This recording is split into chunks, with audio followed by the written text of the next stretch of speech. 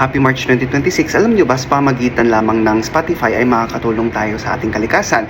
Featuring Nature. So si Nature, kalikasan, ay isa ng artist sa Spotify. So natuklasan ko to last year, 2025, 2024, ganyan.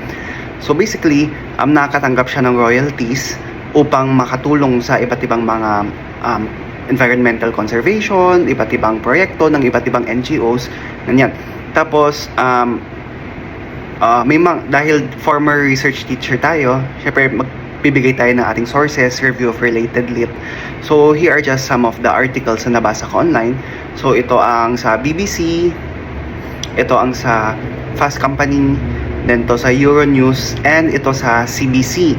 Itong sa CBC, mahalaga kasi may part dito sa article na nabanggit ang Pilipinas. So, may proyekto din sila upang sa environmental projects dito sa Pilipinas.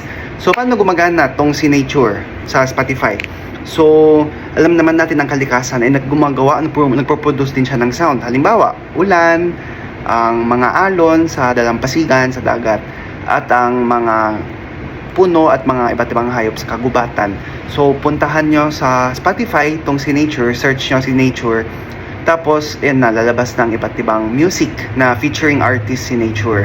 Ganyan. So, puntahan nyo na lang din ang discography, ang kanyang iba't ibang albums, in collaboration with various artists all over the world.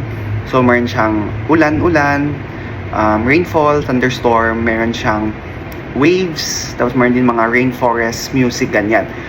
Tapos kung interesado din kayo bilang mga artist dito sa Pilipinas, may sign up link sa mga articles na shinare ko. Ipopost ko din sa comment section yung mga links ng articles para mabasa ninyo.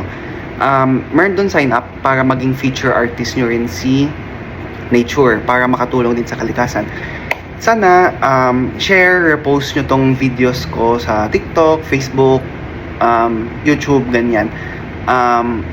Para mas madaming ma-reach, mas madaming makaalam nitong balita na in our own simple ways, diba, magpapatugtog lang tayo, nakakatulong tayo sa ating kalikasan. Ako personally, few days ko pa lang naman to ginagawa.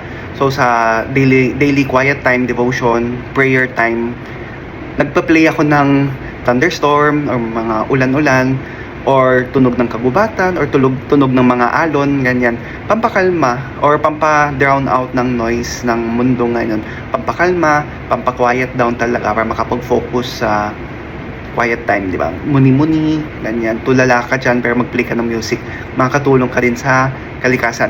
So yun lamang, search nyo sa Spotify itong si Nature, mag-play kayo ng music, parang kanyang mga royalties ay magagamit upang sa iba't ibang environmental conservation at iba't ibang proyekto ng iba't ibang NGO na nakikinabang din ng Pilipinas, sabi sa article. Yun lamang. So, patuloy pa yung paggamit kina Ocean Hero, ganyan, para double the help sa ating inang kalikasan. Yun lamang. Maraming salamat. Don't forget to like and subscribe, share and repost. Yun yung mas mahalaga, share and repost para mas maraming makarinig, mas maraming makaalam nitong si Nature ay nasa Spotify na. Maraming salamat!